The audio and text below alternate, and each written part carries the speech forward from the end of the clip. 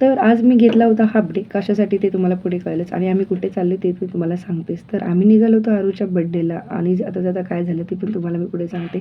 झालं कसं, की आम्ही निघालो घरातून लवकर. म्हटलं पोहोचावं बर्थडेच्या अगोदर आणि छान असं मस्तपैकी छान तयार वगैरे व्हायचं होतं, असं ठरवलं होतं.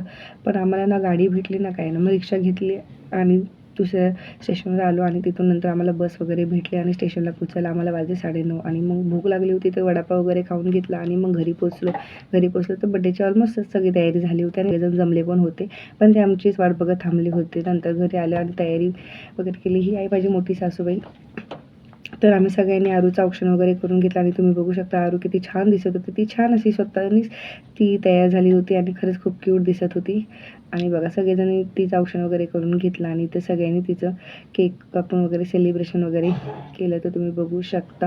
आणि इथं खूप सगळेजण आले होते आणि छान असा बड्डे सेलिब्रेशन झाला. त्याच्यानंतर आम्ही सर्वांनी एकत्र डिनर वगैरे केला आणि खरंच खूप दिवसानंतर आम्ही सगळे एकत्र भेटलो होतो आणि एकत्र भेटल्यानंतर आमचा वेळ कसा निघत जातो ना काहीच कळत नाही. जर तुम्हाला व्हिडिओ बघायला आवडत असेल व्हिडिओ लाईक करा, शेअर करा, सबस्क्राईब करायला विसरू नका. Okay bye. भेटूया नेक्स्ट व्लॉगमध्ये आणि दुसऱ्या दिवशी आम्ही सकाळी लवकर घरी निघून आलो. बाय.